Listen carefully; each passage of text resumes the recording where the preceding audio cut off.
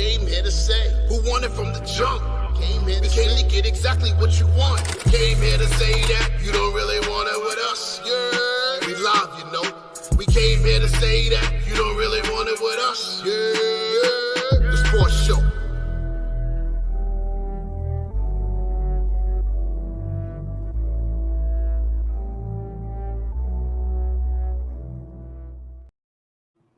Yerrrr. Yerrrr. Yerrrr. What's going on, ladies and gentlemen? Welcome back to another episode of the Yerrrr Sports Show, episode 182. I am your host, Big Baby, a.k.a. A.R. Jones, a.k.a. the soul of R&B.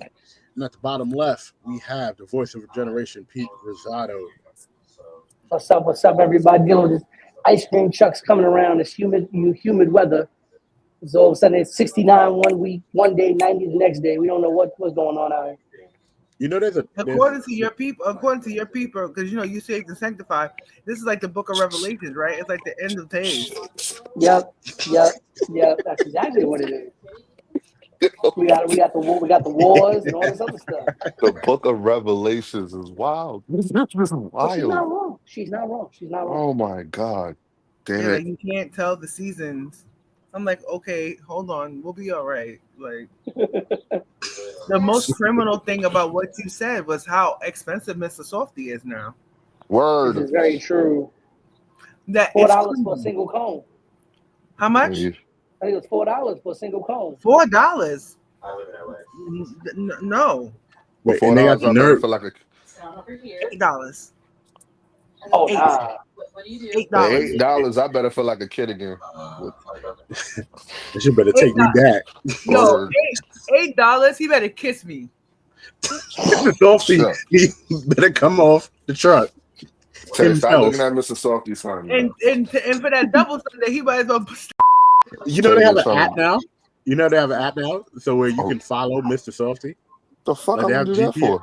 They have GPS trackers to find Mr. Softee. Nah, see that was half the fun when you was a kid. Like, yo, you hear the jingle, but you don't know exactly where it is. So you got a detective find it in your neighborhood, and then right when you find it, it starts pulling away. So you got to chase after it.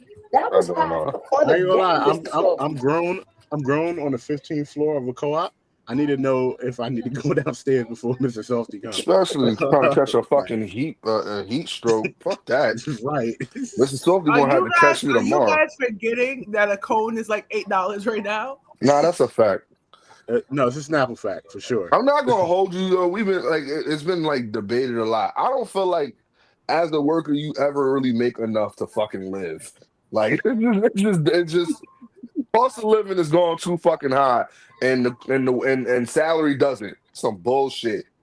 It's like you got to pay to bring you down.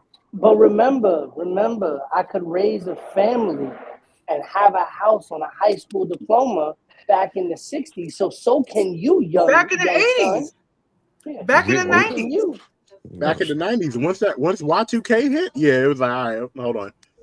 Once 9/11 happened, it was. You got to make $30 an hour and scam. Some bullshit. I don't even think it was 9/11. I think it was the war, the fake Iraqi war that we got into afterwards, and then that caused like a stock market crash. Millennials had no chance. The fake Iraqi war is wild work. It's been belt to ass ever since. Man. Like. Surgeons.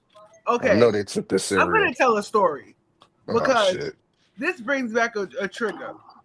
Okay. St. John's University. I want to say it was fall 2003, spring 2004, that year. High school. Chingy was on the airwaves, as was Ludacris. Oh God. We had seen the rise. The South was taking over. 50 Cent was like blaring on the airwaves. And on this golden day, I was sitting at a table. It was me, a few people of Asian descent, a couple of people who were white, and a couple of people, black people. It was like the United Nations. United Nations. The United Nations. Dre, get the censor button ready. Oh boy. Oh shit. So No, we're talking about neighborhoods, right? And the Indian guy turned around. I want to say Indian. I think he was Indian. And he said, Forest Hills was great until the Knicks moved in. Oh. Hard R. What you standing right there? I wasn't the only one. Oh. I said he felt comfortable. The who? He was saying it to the white Italian male who was my friend. He said, yeah, Forest Hills was great until the moved in. Oh my God, here we go again. That was number 2. The who? He said, yeah. Not with the E, not with the A. Until the then. Okay. And I said, did you look at CNN today? I said, Bush is over there in Iraq bombing all y'all. But you an adjective. I ain't never been around an adjective before in my life until this day. How dare you? I said, if I walk down the street today, I said, you make me feel like a white woman. Because if me and you are walking down the street on 42nd Street, the cop is going to pull you over. Ain't going first. Praying that you did a Oh my God. Oh my God. She said that. Well, Dre, you've been talking about wanting to end the show, right? I think this will do it for you. I think this episode right here, too. Yo, say it again. Say it again. I thought it was worth a mention. Say it Given everything given how, can you imagine? That was what, 22 years ago? Say it again. Say it again. Can you imagine? That was he wanted. I was like, all you gotta do is Sim Salabin. Sim Salabin. And all these over here. Oh my God. Yes. Johnny Plus reference. Yes. We needed this. I just want to remind everyone we are a sports podcast. Can you imagine? As bad as that was, we still had more diplomacy as a country than we do now. Can you just imagine? Yes. Oh, we are living in some unserious times.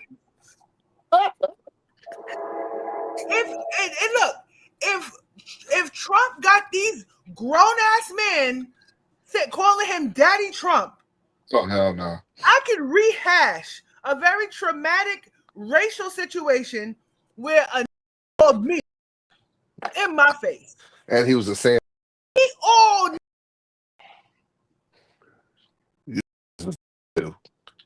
I prefer the term Mulian. We all.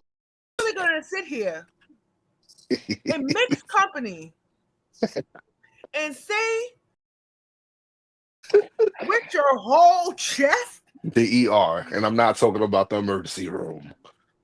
And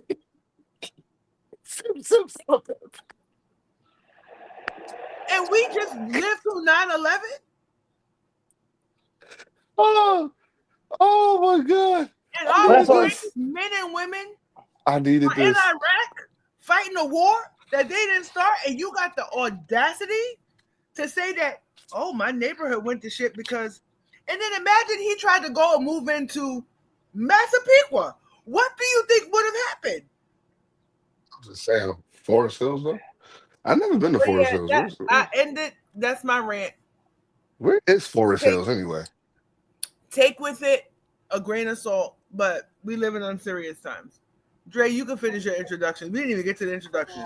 Ladies and gentlemen, we have that's all the time we got for today. Episode 182, the shortest episode in the history of the Yerrrr Sports Show. We'd like to thank everybody, the Queen, Tay, Kenny, Bobby Brown, man. We didn't even get to hear from today, but it's okay. We don't need to. We don't need to. Zim The voice of the Salabin. generation and the wise brother Dre. This has been the last episode insane. We are going to I'm Muhammad saying Hassan that ourselves out. all day, yo. These kids are gonna know who Johnny Quest is. Now, who the fuck is ringing my bell at 7:35? It's probably Hajji. Probably Jehovah's Witnesses. Yeah, you probably said the magic words and probably at your door now. It's probably the Israelites. She done pissed the Israelites off. I bet you that's what it is. Oh my Zim God. Salabin is crazy. At the bottom right, we have BK Matt, which I'm no, we sure don't. We don't. Out of all the things, it wasn't even me this time. That shit crazy. Right. That has been said on the show. Wasn't even Matt this time. Wasn't even Matt. I used to pray for days like this. I'll be right back, y'all. My dad is here. Give me 1 second. I wasn't expecting him. No problem. And we have the Queen Tay, who gave us the greatest story of our lifetime just now. Oh man. Damn, man, I had to work today. This is not fun. I'm mad. Jeez. Zim Salabin. Oh my God. Sim Salabin. Oh man, I'm gonna have fun editing this today. It's Sim Salabin. Yo, I haven't heard that in so long. It's not even funny. Don't worry about it. It's gonna be up when the show is. Yo, a Hajji reference is so real. It's so rare. I feel like we're low key old because I don't think not too many people know about Hajji or Johnny Quest. It's crazy. I agree. Well, they will know after this show is posted. 100%. 100%. You got to put a picture of him. I will. Damn it, Johnny. That will probably be the cover of this episode for sure. Yeah, I'm not gonna hold you. I always thought like the people with the stuff on their head, the little turbans on their head, I always thought they was black. It wasn't until 9/11. I'm like, oh, them niggas ain't like us. We ain't killing ourselves for a cause. Right. Them niggas is different. Them niggas ain't niggas. Them niggas is insurgents. All right. Settle down on the amount of niggas we use. Look, I didn't use the emergency room. Matter. I didn't use the hard ER. It don't matter. Don't use the emergency room. Don't use the alpha. That's wow. Man. That's the name of this episode. It sure is. No, it is.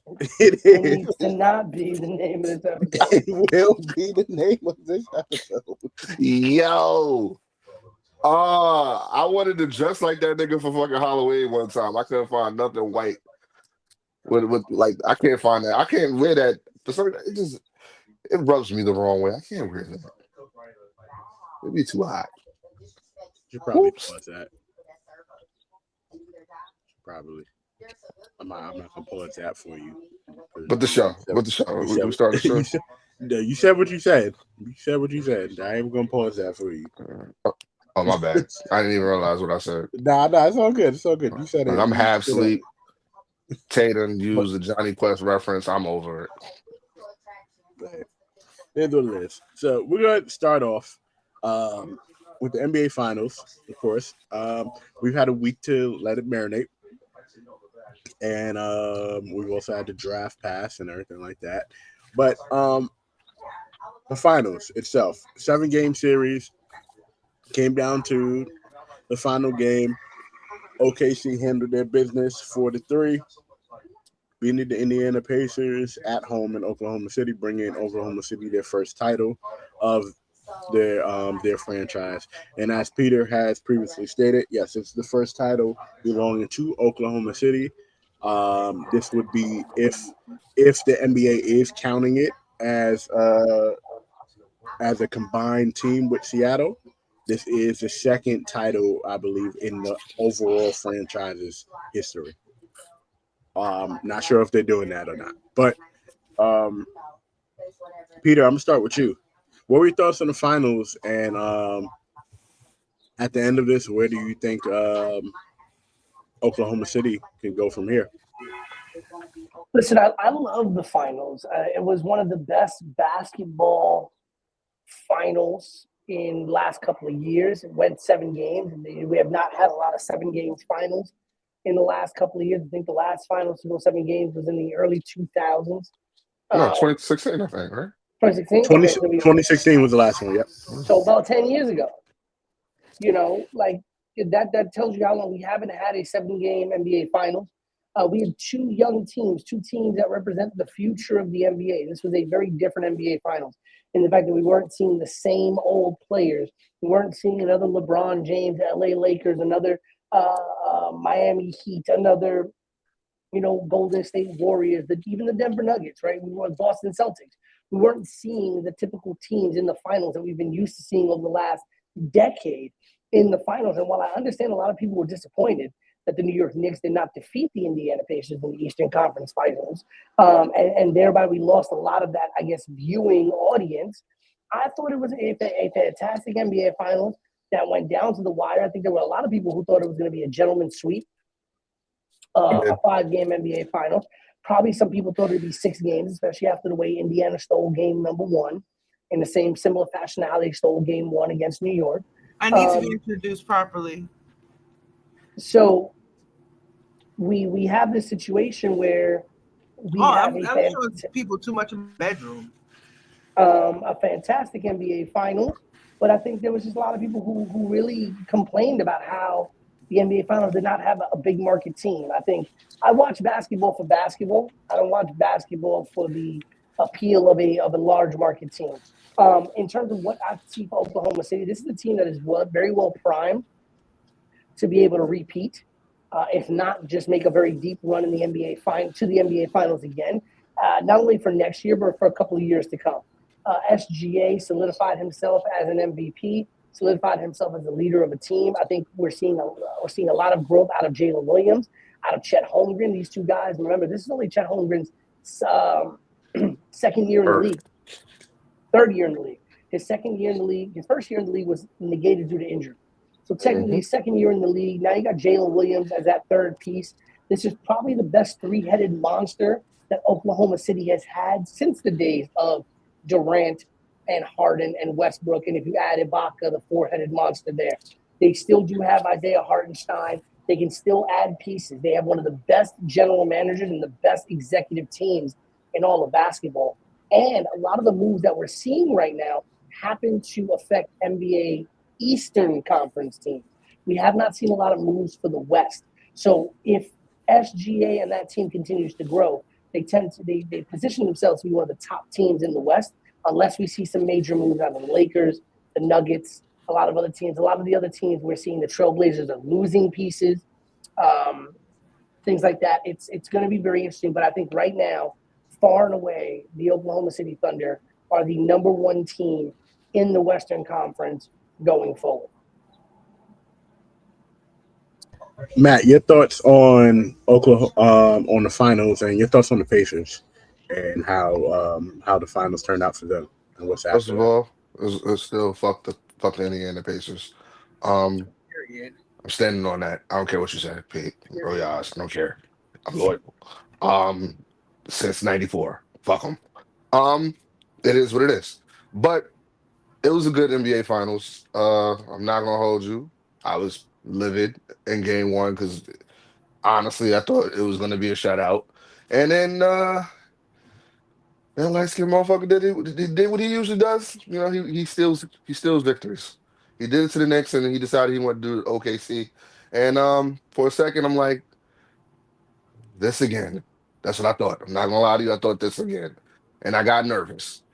But all in all, it was just beautiful basketball. A lot of schemes and a lot of rearranging schemes to mathematically make this series what it was, and it was like at one time we all thought this was going to be like a sweep or a gentleman's sweep, like Pete said, but it turned into a 7-game series. And as much as I hate Haliburton for the Reggie Miller wannabe that he claims to be, It was sad to see him, go down the way that he did in Game 7, but ultimately, what we knew was gonna happen happened, and that was OKC won the NBA championship, and it solidified OKC as the team now to be. Even though we kind of knew they were the team to be all season long, this solidifies it. I'm looking forward to next season.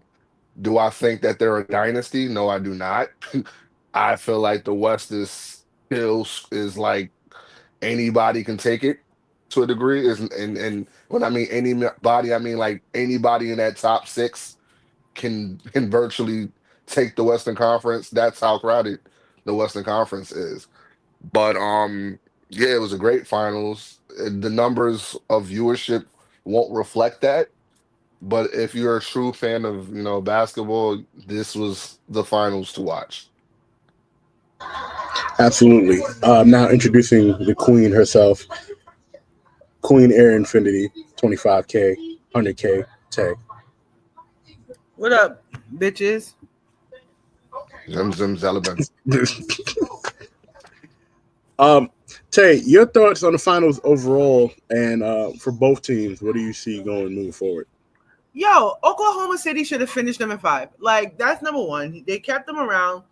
And this is how I felt about all right, viewership was down like 9% as opposed to last year's. But once this became a really competitive series, 16.8 million people tuned in for Game 7. So that's outstanding compared to any other NBA finals that we've seen in years. You get what I'm saying? So they really did bounce back with the more competitive the series became, the more people tuned in. And I really don't also think it's just the two small market teams. Both teams didn't have any like cemented NBA figures as part of their rosters that people actually cared about outside. Like, if it's not just about being a small market, if freaking Kevin Durant was still in the Oklahoma City Thunder, people were going to tune in. If Steph Curry was an Indiana Pacer, people were going to tune in. This is the thing that I always keep going back to, is that it's really hard to create new superstars. Also, what I also noticed about this playoffs is that the teams with the more complete teams and less superstars did well. Yeah. You get what I'm saying? What I saw with OKC was that in the finals, what I saw with OKC is that SGA stepped up. He showed that he could lead a team. He showed that Paul George trade was the worst trade of all time. You get what I'm saying? He showed them that he can be a new face, a new voice of the league. I'm proud of Hartenstein, getting his chip. And, I believe that there were several times where the Pacers, that the Thunder beat themselves more than the Pacers beat them. That's a Right? fact. In I agree with different, that. like when the turnovers are crazy, what Indiana did, Indiana played fundamental basketball. You exploit your opponent's weaknesses to your strengths. And no one did that better than the Indiana Pacers as a team throughout the playoffs. The tale of the playoffs for the Indiana Pacers was that they capitalized handsomely off of mistakes that other teams were making. Because if the Knicks weren't turning those balls over the way they were, there was no way Indiana was beating them. Yeah. None. It all came down to turnovers and assists, and the inability to draw fouls, and the fact that people rely too much on drawing fouls instead of playing the fucking game. So that's my take on that, right? I do believe that it was an intriguing NBA playoffs where there was no clear decisive winner, and you did not know who was the best team to beat, because every team was the best team. Any team could have won that championship that was out of that Final Four, and no one could have been upset about it. I'll be real with you. If the Pacers won, much to my chagrin, if the Pacers won, you cannot be mad at the Pacers winning. They would have earned every game they won, right? Now, I would say this. I am not going to jump on the Haliburton train. Because let me tell you something. People are like, oh, it sucks. Yes, it sucks to see people get injured in Game 7 and stuff like that. But this is another thing. You want to be a troll, you got to pay. When last year, when it was the Knicks, he wore that choke T-shirt after Jalen Brunson got injured, right? Am I right or am I making shit up now? Right. Right? So now, you want to be the person who, yeah, I'm the man around town. I'm gonna do the choking sign. I'm gonna troll this team. I'm gonna troll that team. And apart from clutch shots, he disappeared in both series.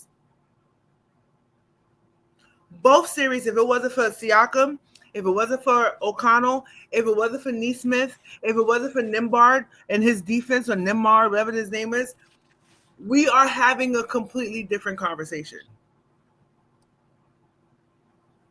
And the one that I said looks like a WNBA player, Miles Turner.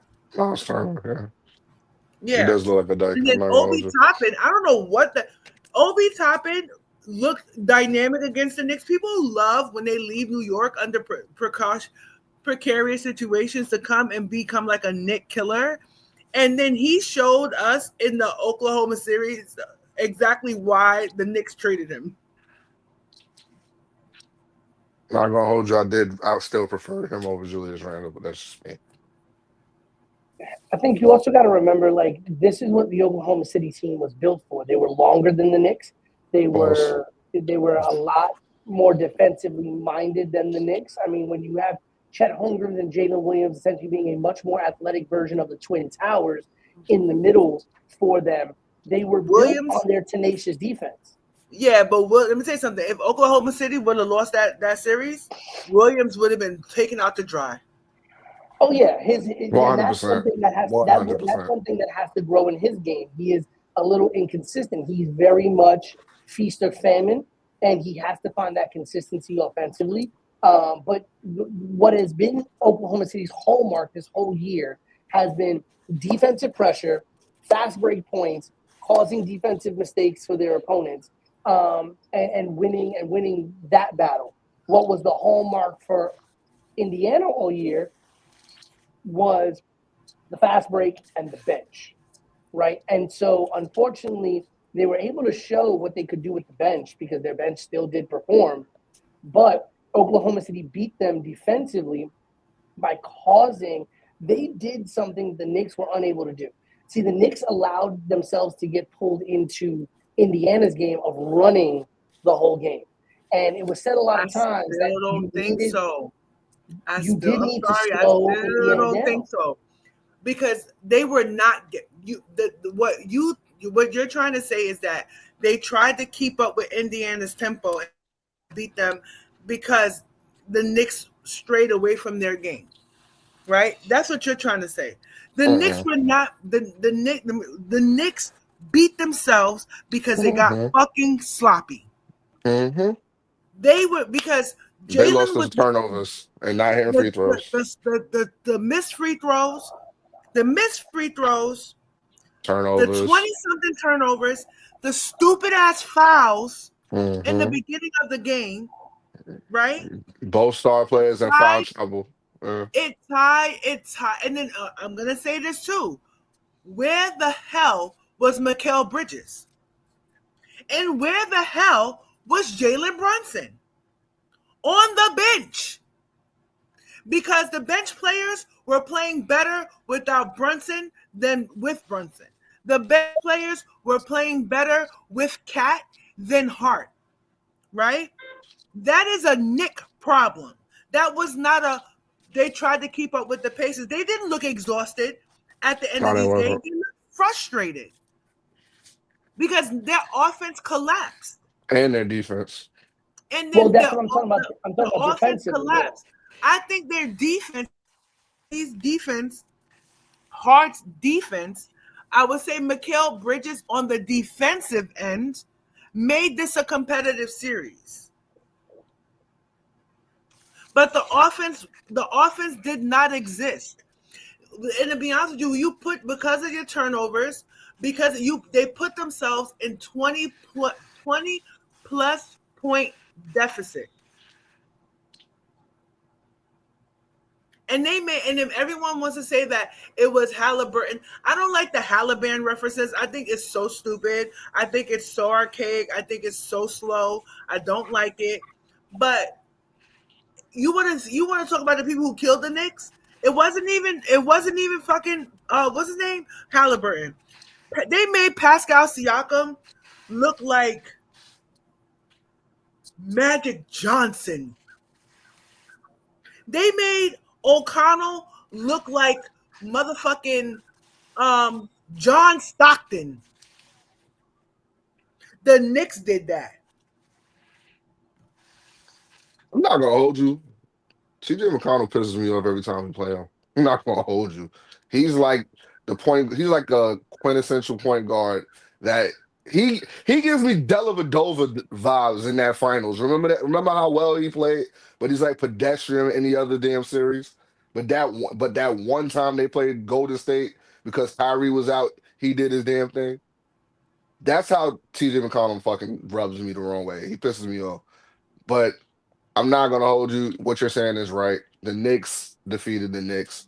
It wasn't Indiana. It wasn't because they ran the Knicks out of the building and tired them out. They didn't, because everybody was talking about the depth being a problem. And in all honesty, the depth wasn't the problem because the bench showed up. In all realness, the problem was a lot of what Tay is saying. The problem was Mikal Bridges was very much missing offensively. Paul Anthony Towns and Jalen Brunson, they would get in foul trouble real early, and then they would be sitting majority of the whole game. Like if you go back to game 5 or game 6, where fucking Jalen Brunson didn't play the whole third quarter. Because he had four fouls. Yeah. He had like 4 fouls. Yeah. And So I mean, the refs was shitty too. hey, I will agree in the Knicks series, and I agreed completely. I said it. The refs were terrible in the Knicks series. They were not good calling it either way, but more so on the Knicks side. They were not giving the Knicks weren't getting a lot of calls that I think they probably should have got. Just being unbiased about it, like they should have got a lot of calls. I'm also gonna say this as I've said before, and I agreed with y'all.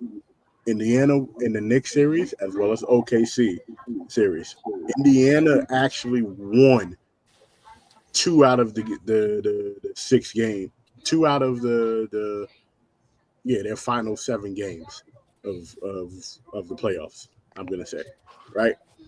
The other team, they took advantage of the other team's mistakes on those other ones. Indiana flat out beat the Knicks in 2 games and beat Oklahoma City in 2 games. But other than that, they capitalized on mistakes, as what has been said. Haliburton did show us something in the playoffs, but Haliburton is not going to be the name that's going to be spoken about next season. Whether he got hurt, whether he got injured or not, right? Whether he got injured or not, right? Because the point guard that people are going to be talking about next season is going to be Shai, but it's also going to be Cade Cunningham because of his play against the Knicks in the original. 100%. Yeah. So Tyrese Haliburton is going to be chatter, but it's not going to be as much chatter as he's like a tier B MVP. Yeah, he's a tier B. Yeah, just like his idol Reggie Miller, who should not have been calling the Eastern Conference Finals whatsoever. You on fire today, huh? Hey. No, he's on. Wait. Where's Reggie's on NBC now. NBC. Same thing. He's on NBC now. No, NBC? It's not. ABC and NBC are not the same company at all. Matt. Listen, I mean, when you think about the West, really, the only teams that I'm really worried about. Obviously, I'm worried about Houston now getting Kevin Durant in that trade. We already knew they were the second seeded team in the West without Kevin Durant. Now you bring Kevin Durant into that fold. You still have a lot of your young core around him. You take a lot of the pressure off of Fred VanVleet to be an offensive playmaker and allow him to be a three guy to just come in and make the shots he needs to make. So I'm worried about Houston. Obviously, always going to be worried about Denver when you have that 1-2 punch of Jokic. But and then I'm worried about San Antonio coming into the playoffs. They're much younger. I'm worried. Very much worried about Wemby's San gonna be on a Antonio. revenge tour. You got Wemby, you got Castle, you've got just got my Dylan guy, Harper in the draft. Dylan Harper out of Rutgers. So I am worried about San Antonio. And lastly, I'm worried to see how, I'm always going to be worried about Golden State because, again, you do have Jimmy Butler, you do have Steph Curry, you do have Draymond Green. If you are able to build around them, you have a good veteran leadership. It's just a question of can you get the young pieces around them to make a play. Right now, not if Draymond gonna be punching him in the face. this is true. I'm also Dallas is hit or miss for me right now because again I think Cooper Flag is going to be very intriguing, but I'm worried about what is Dallas going to look like by the time Kyrie Irving comes back from injury, right? Because if they're in a bad way, hey, do I really want to try to fight for a play-in spot at this point? I think they need a piece or two more, but I think Oklahoma City for a large part of it they were 16 games better than the next team in the Western Conference.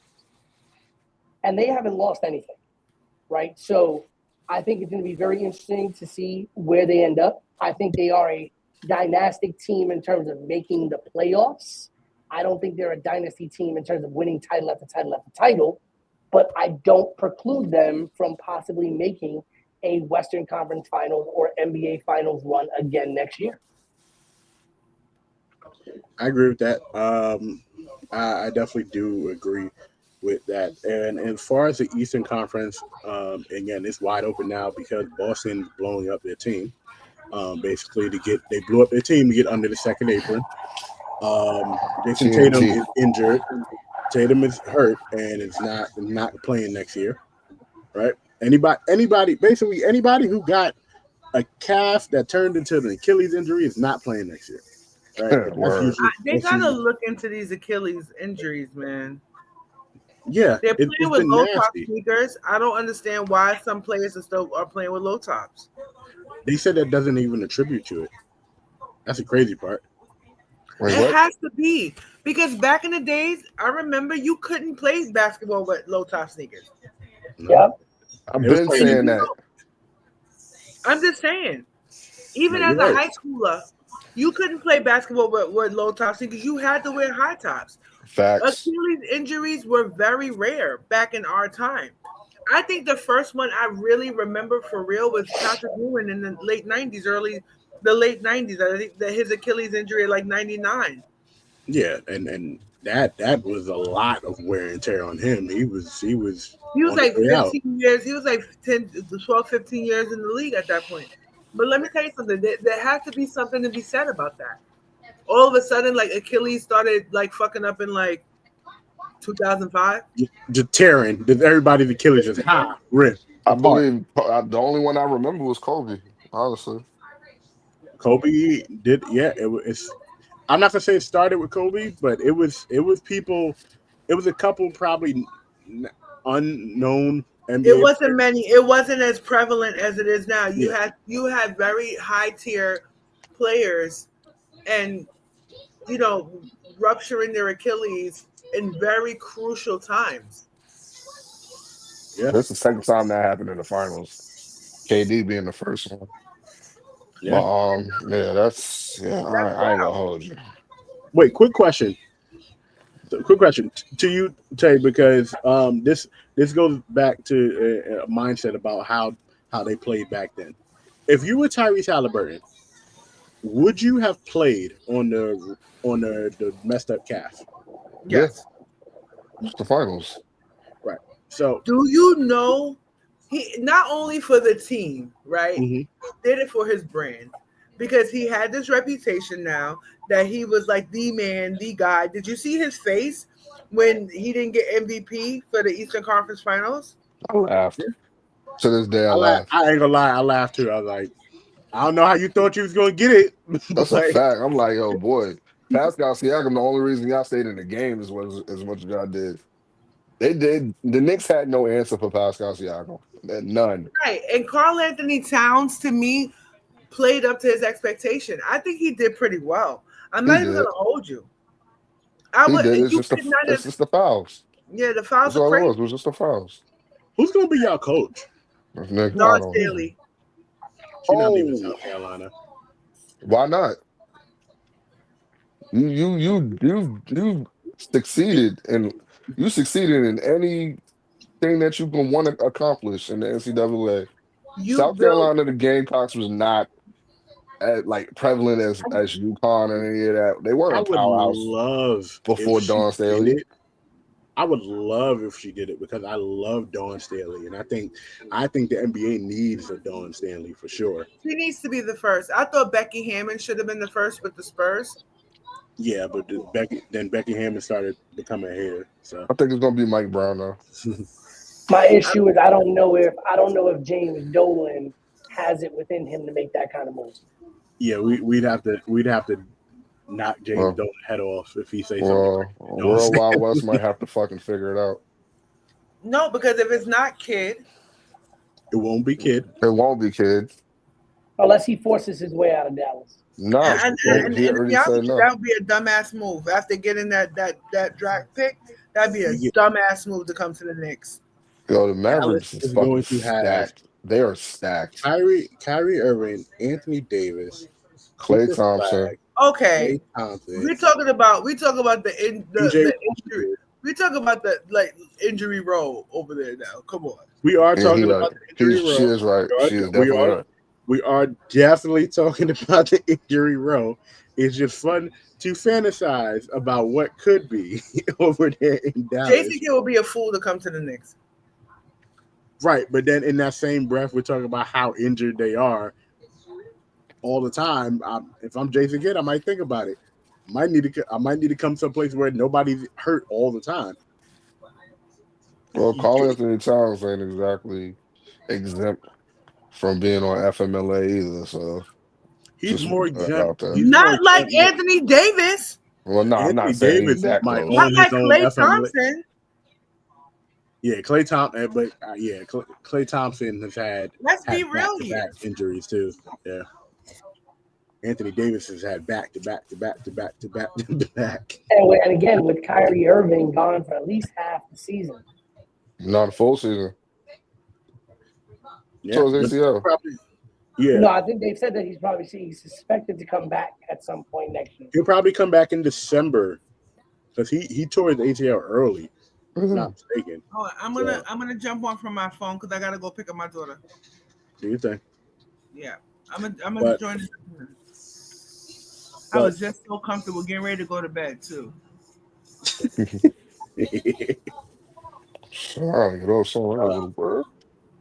But on the second topic, the NFL, right? It is rapidly approaching. Training camps have been underway already. Well, at least the rookie training camps have been going on. And I want to know, Matt, because I've stolen this from Peter's baseball podcast. What is your way too early prediction for the NFL this season? Oh, I didn't even get a chance to tell you guys. I met Tom Brady last week. You did tell us. We know. You told us. Yeah, you told us. In this video proof of me, like with Tom Brady, I think that's. I would have been more in shock if she would have said I met Aaron Rodgers.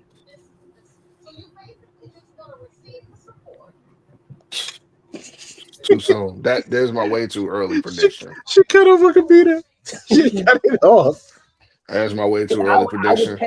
I would pay to see an interaction between Tay and Aaron Rodgers face to face. Like a full conversation. Like I would pay. I think I would pay too to be like, hey, ask him about his parents. I dare you. There's my way too early prediction. His ex-girlfriend. There's my way too early prediction. Y'all are gonna hate on Aaron Rodgers because he's at Pittsburgh. Yep. Oh no, we're not. No, we actually don't care. We actually don't care. I actually think that was the smartest move for Aaron Rodgers. Yeah, that was the best move he could have did. Since last season too. And honestly, I think it gives really, Dre. It's something for Mike Tomlin. Bro, I swear to God, if so, all right. So we can say it now here on June 28th. If the Steelers do not have a winning season this year, because they've had a winning season for how many years in a row, Pete?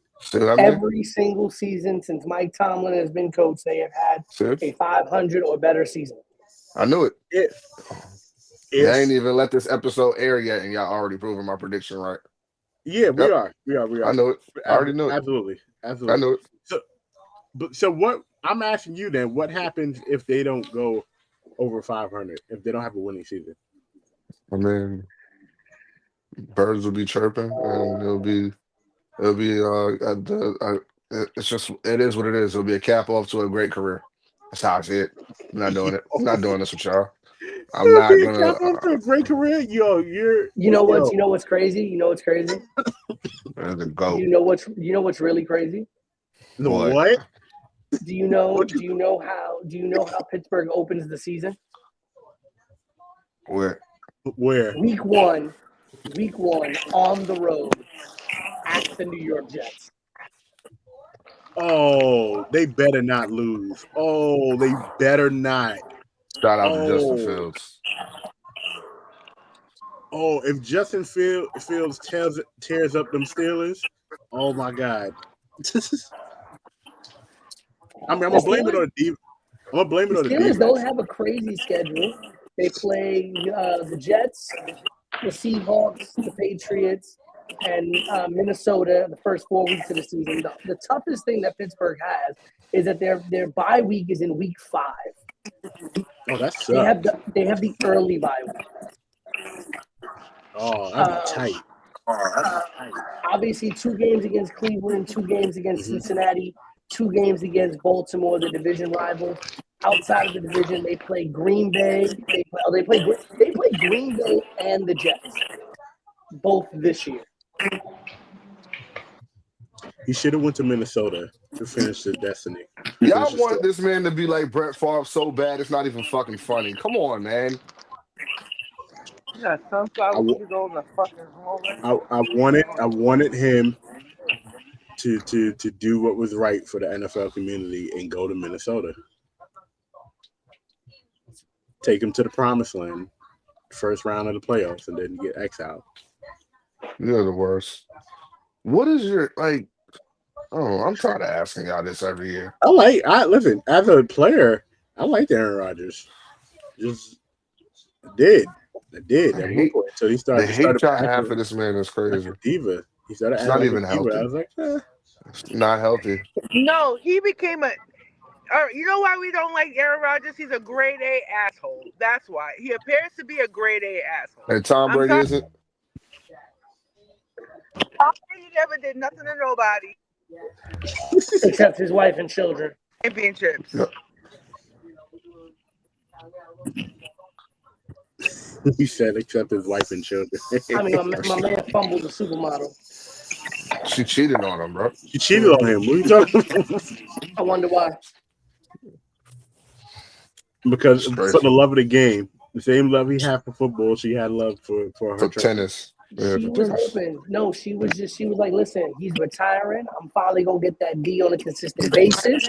And then he was just like, you know what? You had the D on a consistent basis before that.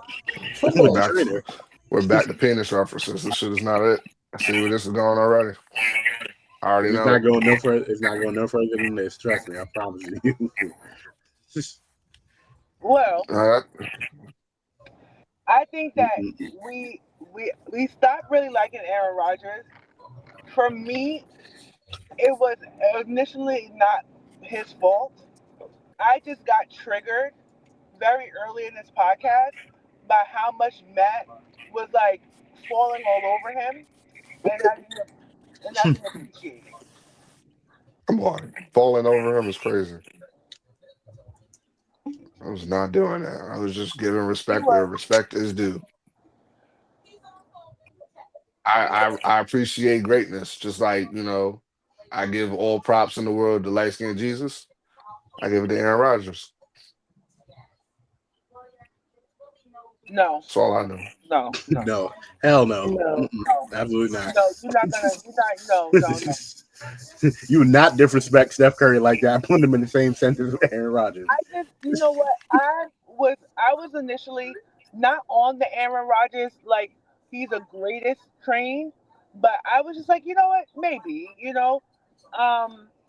But once they started like comparing him with like they tied him for top quarterback of the Of the decade. decade, yo, Like that was sick. that's when it was too much for me. It was the truth though.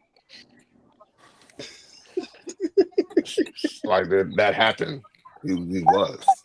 That's when that lost me. And then They voted it. all that stuff around COVID, all that stuff around that, being very irresponsible. I get really mad when people get really irresponsible with their platform. Because even though people say, oh, I don't want to be a role model, and this, that, and the third, I'm not expected to be a role model, these people, that's what got me mad with Kyrie Irving. Like, you get irresponsible with your platform at very crazy times. You get what I'm saying? There's a difference between not wanting to be a role model, that's fine. You get what I'm saying? And being just irresponsible with your messaging. When you have millions of people following you and what you say, and you just choose to be ignorant and you choose to be wrong. And I think that's what really soured me on Aaron Rodgers. That's what soured me on him. But my too early to tell NFL prediction is that huh, I have two predictions. Okay. The Chiefs won't make the Super Bowl this year. Yeah, I can sign on to that. They won't make the Super Bowl this year. And I see, if I had to make a really early prediction, I think this is the year that Josh Allen and the Bills go to the Super Bowl. I think it's going to be Bills I'm Lions. not. No, I ain't doing this. You are I'm not not doing doing this. this. It's You Bills I'm not Lions. doing this. you Nope. already reneging off of your word. You said you're not supporting nothing with Buffalo after last season. That and I'm you not going to come. supporting them. You just I'm sat not here and supporting said them. you not picking them no more. You dead just I gonna do it see again? it. I see it. I see Uh, it. Because I'm at the end of disappointed the in you. day, if it's not the Chiefs, if it's I think the Bengals gonna get the Chiefs up out of here. I saw Joe Burrow last week. He looked locked and ready. He's a little washed a little bit, but he looks a little locked and ready. He looks ready. He looks ready. I Is can't it ready believe to play you. then? I can't believe you reneged on your word. I'm so No, disappointed in I you. don't support them. I don't No, support you them. said I you're want the not picking Lions them to no win. more. No, I said I want it to be Lions. I do want it to be Lions Bills. That's what I want. Actually, I want it to be Lions Ravens. But the NFC East, apart from the Giants, is going to be the best team, the best, the most competitive, what you call it, in the league, the most competitive division in the league. And shout out to Jalen Hurts. He's coming out with a children's book next year.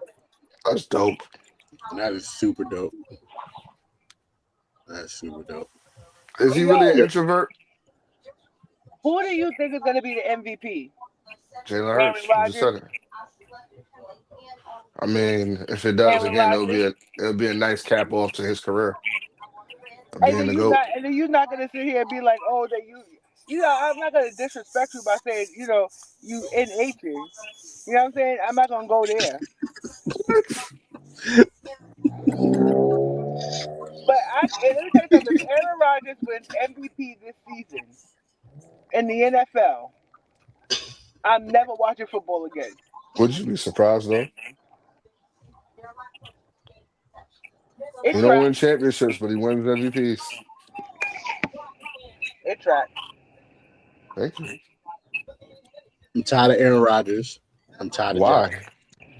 I'm tired of them both. I'm tired of Josh Allen not finishing what he's supposed to finish.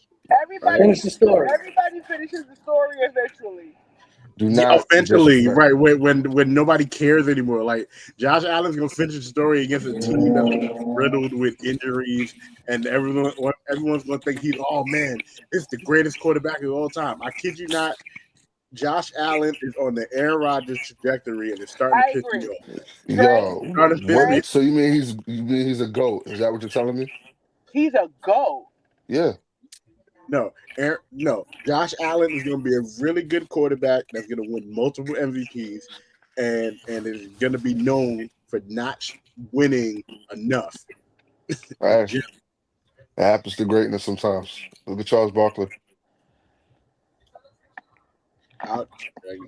Greatness. Charles He Barkley, makes my Michael head Jordan, hurt. two different scales of greatness. Still great. Still great. They never tied Charles Barkley with Michael Jordan as the greatest motherfucking player of the decade. I tell you that much. I'm just saying though. They ain't Tom tied Brady Michael is. Jordan. They ain't tied Michael Jordan with. Imagine Michael Jordan see the list, but you have me tied with who? Imagine, I know Tom Brady probably looked at through his handsome face and his perfectly manicured nails and was like, What's you doing right now? What's going? he is so well groomed, right? He probably looked Seriously? at that list the same way I did. It was like, you got to be shitting me. Probably. Peter, what is your way too early prediction for the NFL this year? So my way too early prediction. Sam Darnold is not a 1-year wonder. I think Sam Darnold has another really good season in Seattle. He has Cooper Kupp as a wide receiver to throw to right now in Seattle. I think it's going to be more of a progression for him. And secondly, I think that Jaden Daniels puts himself in the running for MVP and takes the Washington Commanders to the NFC Championship game once again. And get snacked by the Eagles. I was looking at the Giants' schedule. I was gonna say that the Giants were gonna make the playoffs, and then I saw the Giants' schedule. The Giants are and not making happening. the playoffs. They're going one game under 500. Hey, don't disrespect us like that. We know they're not going to the playoffs. Honestly, come on, you got Quiet Boy as your quarterback now. Here's the thing, That's our favorite player in the world. No, but here's the thing. I looked at that Giants schedule. The Giants have two things not going for them. One, where their bye week is positioned, and two, their strength of schedule. The Giants don't have a bye week until week 14. They have one of the latest bye weeks of the season this year. Their schedule is also horrendous. They start the season, their first 3 games of the season are on the road against Washington, on the road against Dallas, and then home against Kansas City. Then they play the Chargers, the Saints, and the Eagles, followed by Denver, Philly, San Francisco, Chicago, Green Bay, Detroit, and the Patriots. Hey, And some that's of them are some winnable games. I heard a Patriot in there. They're gonna win that game. Okay, so that's one game. God damn, we about to beat. Games. They're gonna beat Chicago too. Okay, so we got 2 wins in 13 games. So we're 2-11. Bro, we about to be 3. We about to be 3 and what? 3 and 3 and 10. 3 and 14. Yeah, and if you look at the last 4 games after the bye week, they played Washington, Minnesota, the Raiders, and the Cowboys. So assuming they split, we're gonna beat the Raiders. We're gonna beat the shit out of the Raiders. So you beat the Raiders, you beat the Chicago Bears. I don't know about that one, but I'll give you that. You beat the Bears, you beat the Patriots, and let's say you split a game with the Cowboys. You get one of the 2 games with the Cowboys. No, one thing the Cowboys know how to do is beat the Giants. Okay. You're gonna go 4 and 14. That's the only time they show up. Listen, I think that if the Giants beat the Cowboys late in the season, it's just the Giants being assholes to the Cowboys to make sure that the Cowboys don't have home field advantage at all. But then also Dallas is probably still going to be shit again too. So. Yeah. So I'll give you this is my three solid predictions. Two early predictions. One, Jaden Daniels will be top 3 in the MVP voting for the end of the year. 2, Sam Darnold will not be a one-year wonder as a reclamation quarterback. He will have a good year in Seattle. And 3, by the end of the year, Kirk Cousins will have started at least 6 games for the Atlanta Falcons. Really? Yes. Really? Okay. Again, My prediction. you're throwing Michael Penix in there. I don't know. And if they start to struggle, they want to win in Atlanta. And I think if Penix starts to struggle, Kirk Cousins goes in there. And I think when Kirk Cousins has something to prove is when he plays his best. He's gonna get them to that first round for sure. If they let him play that whole season. But all right. Starting from number 3, my third prediction for the NFL season. The Jets will make the wild card this year. Of course they will. I gotta go though. I'm gonna hit you. Yeah. I gotta get to work. Love you All guys. Love you too. Aaron Rodgers sucks. I'm going to talk about something you said when you Love off. you too. I think the Jets make the wild card this season. Brand new coach, brand new front staff. I feel like the Jets have the pieces to do it. Young quarterback that's a gifted quarterback. He now has the opportunity to start again, to be the star of the team again after learning behind Russell Wilson last year. So I think he has a chance to bring some fire back to the left side of MetLife Stadium for sure. All right. Second, I will piggyback on what Tay says. The Chiefs will not make the Super Bowl this year. They will not make the Super Bowl this year. I believe any one of these AFC teams will knock them out. Don't know which one, but we will definitely have a different AFC championship game this year. And my number 1 prediction this year is that the Eagles will be in the NFC Championship game again. Even though I do believe in the Madden cover curse, and Saquon is on the cover of Madden, I do believe that the Eagles still coming back with all their pieces and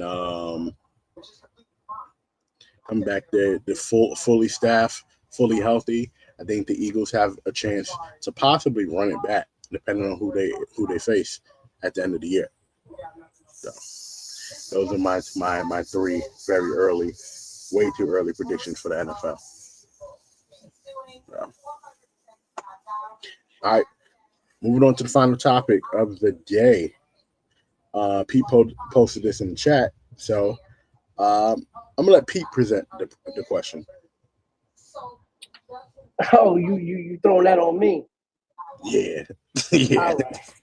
So I saw this on social media, and it was a very interesting question. Saw this on Twitter, I should say, X, whatever you want to call it. It was the best white players in NBA history.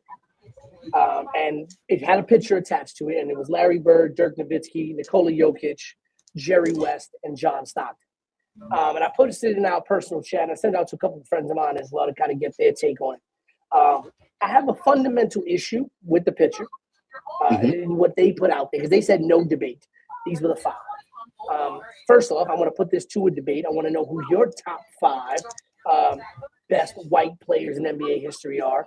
But what I would say is this, and I'll start here.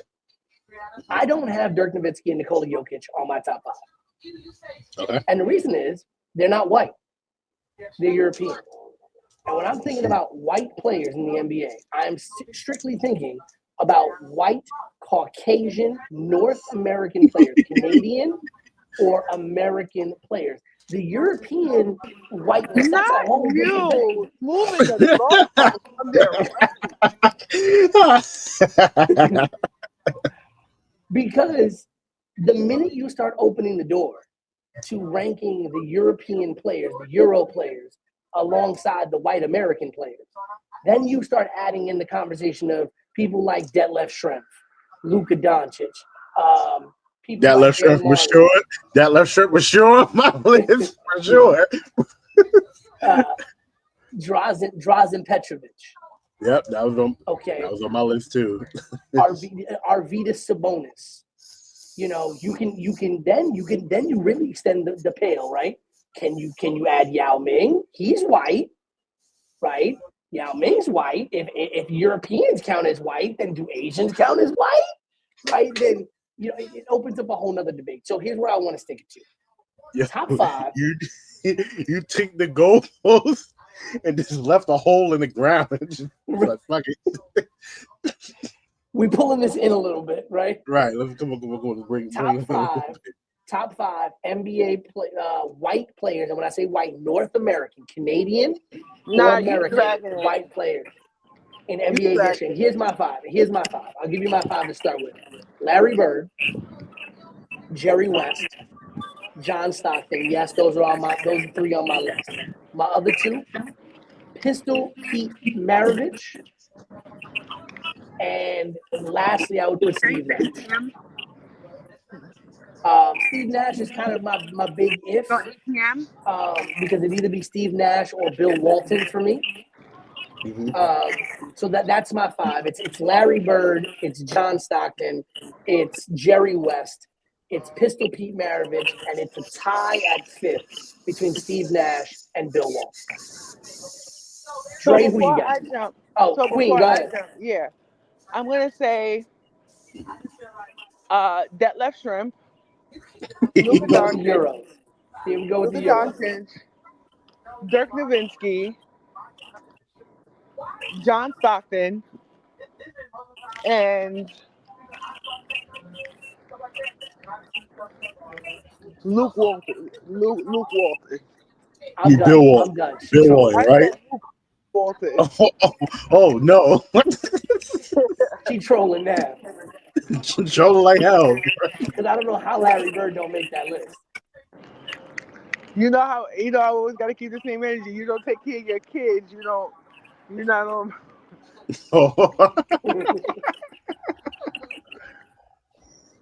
Didn't they have a movie? A Disney Channel movie or something? No, it wasn't Disney Channel, about Larry Bird's daughters. Probably. So I'm gonna. All right. So we going with white American. Yeah. Jerry West. John Stockton.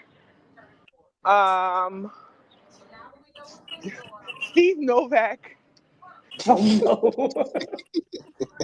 I'm done. What was his name? Bill Bradley. And not the senator. Phil Jackson. That's it. Right. Done. All right, y'all got a hit. All right, sis, love you. All right, boom. Here's mine. Right. All right. Keep it with where you move the goalpost to. I think unquestionably Larry Bird's on everybody's list. All right. Yeah. So I have Larry Bird, John Stockton, Chris Mullin. What else did I have written down? Chris Mullin. Where's my list? Pistol Pete and Bill Walton. What was it? So I said Larry Bird, John Stockton, Chris Mullin, Pistol Pete, and Bill Walton. So my question is, why no Nash? I guess my question is, why no Nash and why no and if I have John Stockton and Jerry West? If I have John Stockton, I feel like John Stockton was a better point guard than Jerry West and Steve Nash, right? Okay. It is very much a debate that could be had for sure, but I'm not going to go against the all-time leader in assists. Probably Right. most important stat to me as a point guard, being the all-time leader in assists. So if I narrowed it down, yeah, he would be. If I had to choose, yeah, Kim. And I kind of did it somewhat by position. So if I had to do it just straight off, like name value, yeah, then Jerry West is definitely in for sure. But I did it by strictly position. I like the pick of Chris Mullin. I really do, because I don't think enough people realize how much what you see from a stretch forward right now comes from the kind of game that Chris Mullin was playing Dog. back in the day. And when you look at, I think Bill Walton as well, when you talk about the athletic centers, when you talk about, really kind of those, tenacious, mobile centers, Bill Walton really did set the tone for that. And a lot of people also don't realize how good Bill Walton could have been, because again, we didn't have the same kind of modern medicine back then, or the same kind of knowledge of basketball injuries. And if Bill Walton had better athletic staffs, better training staffs, better knowledge on how to deal with his issues with his legs and his feet, you think that Bill Walton probably could have had a longer, illustrious career than what he did. And then when you count in his collegiate career at UCLA, so I think Larry Bird and John Stockton unquestionably have to be on everybody's list. I think so too. And then I think that's where those other three spots kind of open up to me. I think Steve Nash revolutionized the game as a point guard, He did. in terms of what he did as a point guard and how he opened up offenses. And I think there's a lot of guys, when you look at the modern point guard, that look at a Steve Nash as somebody to model their game after. I know a lot of people argue. I feel like Steve Nash was the precursor to Steph Curry in some ways. Like, when you look at players, there's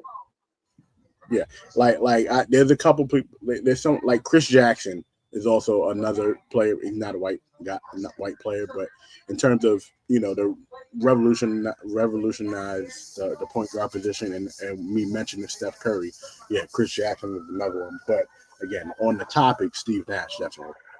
Yeah, and I saw a lot of people on this Twitter feed were talking about, what about Jason Kidd? Jason Kidd only on half the list. Jason Kidd is a biracial player. Those people who don't know, Jason Kidd looks like a white dude, but Jason Kidd is not. He is biracial, so you can argue that maybe Kidd belongs on the list. But I'm personally, and I love Kidd. Jason Kidd is one of my favorite players of all time. But I'd have Jason Kidd off my list. But no, I think it's when I put Jerry West in there, I think he defines an era. He is the logo for a reason. It was tough for me for that final spot, because I love Pistol Pete Maravich, and a lot of people don't realize how a lot of his ball handling and shooting is really modeled in today's NBA as well. But Mullin and Walton, to me, are really those guys right at the very end, where you're just like, damn, it's tough to not fit those guys. And then again, once you start opening the doors to the European players as like, okay, these are who I'm defining as white, I think it becomes very top heavy, because you can get into the idea of, like I said, Doncic, Dirk, Detlef, Sabonis. You can talk about guys. You could even talk about, say what they want about him. If not for Tony Kukoc, you don't have 7 footers shooting threes. Yeah, probably not. Without Kukoc and Sabonis, you don't have too many bigs stretching the floor like that. And then precursor to Dirk, right? My other two people that's not on the list, but I think need love: Rex Chapman and Kevin Love. Yeah, especially modern day. Mm-hmm. I mean, you could even put Jason Williams on there if you wanted to. You can't put white chocolate in there. I think Jason Williams is a kind of for the culture pick, because he he's part of that revolution. He's part of the Air One era. Yeah. So yeah, I could say Jason Williams, but again, if I'm line stacking, if because we don't have as many to really like pick from, I should say Mark Price in there too. Mark Price was really good. Craig Elo was pretty good as well. Tom Chambers, like You could put guys. I mean, you could put McHale. You could put yeah, Havlicek. You could put Bobby McHale was Cousy there on that too. list. Rick Barry. Rick What's Barry. it? You could put Bill Lambier. Yeah, you can't put Bill Lambier, goddamn Bill Lamb Bradshaw beer for sure. when you start talking about international players, how do you limit Pau Gasol on that list? Right. But then that goes back to the Europeans, right? It's hard to put to have a list like that and then be like, all right, well, here are my international players. Because I feel like an international list is I think a lot is hard to put together as well. Just strictly by if you do it strictly by position, it's pretty hard to just put it together, right? If I'm going strictly by position and I'm talking about international guys, I'm probably going Luka at the point. Mm-hmm. I'm going to really throw a wrench into a lot of people's ideas. I'm going Peja Stojakovic at the 2. I'd have put him at the 3. The reason why I wouldn't put him at the 3 is because I would probably want to go. Oh, shit, I forgot about Keith Van Horn too. Oh yeah, Van Horn would be an incredible pick. I would probably put a player like trying to think here who I would put it, because if I'm putting Stojakovic at the 2. Because, and you know why? Because here's what I'm probably doing. I'm going Luka, I'm going Peja, I'm going Dirk at the 3, Gasol at the 4, and Jokic at the 5. Okay. With Arvidas probably as my 6th man. I got it. Arvidas would likely be no. Arvidas wouldn't even be my 6th man. Here's what I would do. I would have Luka at the 1, Manu at the 2, Giannis at the 3. Okay. Dirk at the 4, Hakeem at the 5. And I think a lot of people. I think when you think about, if you're talking about white Europeans, though, you can't put Hakeem on it. No. We say internationals. I didn't say we were. Okay. Yeah. Oh, if we're doing strictly white Europeans, hold on. All right, then yeah, then move Hakeem, and for sure put Joker there for sure. If not Joker, then Sabonis. And I'm talking about Sabonis, Olympic Sabonis that was overseas. I'm not talking about NBA. You could even put Vlade Divac there. I could put Vlade Divac there, but Sabonis was everything. And then I forgot the name of that one dude that was basically like Michael Jordan over there. Like I forget his name. Oh, I know you're talking. Yeah, but that's the thing. Like I think, and that would be like, so my starting 5 would be Luke. You know what? No. You know what? Yeah, it's tough because I don't want to sit. Because I've got Dirk at the 3. Oh shoot! I'd have to remove Giannis too. I would say, you know what? I'm gonna switch it up. I'm gonna put Peja at the 3. I'm gonna do Luke at the 1. I'm gonna put Drazen Petrovic at the 2. I'm putting Stojakovic at the 3. I'm putting Dirk at the 4. I'm putting Joker at the 5. With my bench being Sabonis. My bench would be Sabonis, Vlade, Karolinko, Detlef Schrempf. Ooh, AK-47. Yeah. Yeah. 3 points a game, but we'll block 7 shots. bro, and steal the ball 8 times. Yeah. Yeah, I think For when you him. start talking about white European players, I think then it starts opening things up. And again, the level of then white American players goes down. So, yeah, I think if I'm going my white American list, it'll be, again, like I said, if I'm going my top 5 and I'm going a little bit positionless, it's going to be Larry Bird, John Stockton, Pistol Pete Maravich, Steve Nash, and Jerry West. And then and tied Steve Nash and Bill Walton as my number 5 pick. And then when I'm going European, it's like it's tough because honestly, the only one from my top 5 white players that I would put on my like international and white mix would probably be Larry Bird. Because I'd probably take Luka over Stockton or Nash.